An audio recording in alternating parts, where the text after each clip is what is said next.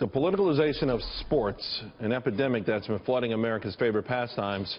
What used to unite patriots from all backgrounds, we're talking race, religion, now actually dividing families and teammates along partisan lines.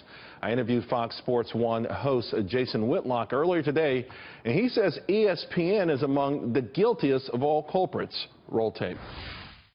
The values instilled in you from sports are conservative. Number one thing a coach tells you in a locker room, any problem we have, we fix with the people inside this locker room. We don't blame outsiders.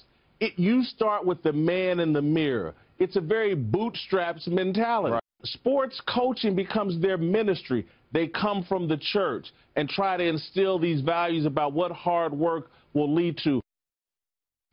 The Super Bowl champ Burgess Owens joins me now. You actually have warned about this very thing for a very long time, and now I think it's capturing everyone's attention because Disney stock got hammered today. Why? Because ESPN hasn't been listening. Charles, first of all, it's good talking with you again. And I tell you, this is a great lesson on economics. We have a pure example of socialists. And basic socialist says a couple of things. First of all, that they know what we want and they're going to demand that we like it, versus capitalism, which says we're going to ask what you want and then we'll do our very best to make sure that we can earn your right, your dollars to come back. What ESPN totally forgot is their customer base. They do not turn on their television and pay to be told at the end of the day that they're racist, they're ignorant, they're evil, and all the other things that liberals like to tell us that don't agree that don't agree with their philosophy. So it's a great lesson for those who want to understand what makes a business work and what makes a business fail. You know, one of the things, of course, I think all of this came to an explosive boil or eruption, if you will, with Colin Kaepernick taking a knee last year at the beginning of the season. I want to listen to what Jason Whitlock had to say about that and your thoughts on that as well. Colin Kaepernick just chose the absolute wrong environment to carry out his protest, and then for ESPN to reflect their overwhelming ideology and point of view on this was anybody that had a problem with Colin Kaepernick is some kind of steaming racist, and that's just wrong.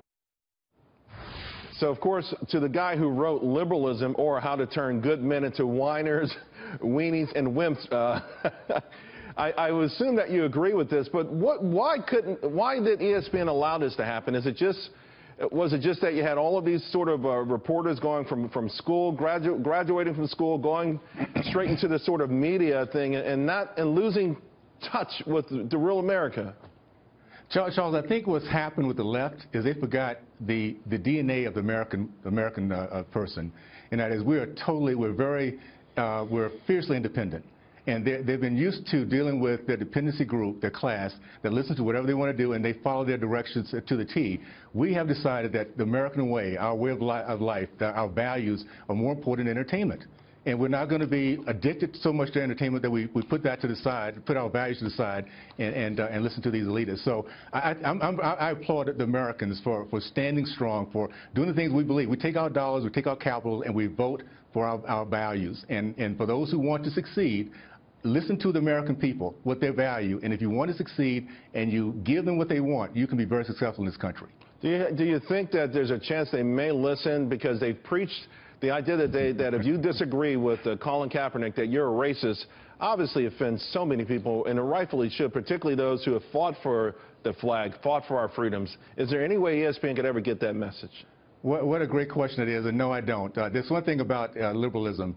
It's a very what's the word I'm looking for? Arrogant way of thinking. They will always think they're right. It's just a matter of time or demand on their part for us to get it right the way they have. So no, we're going to have to continue to fight this fight, guys.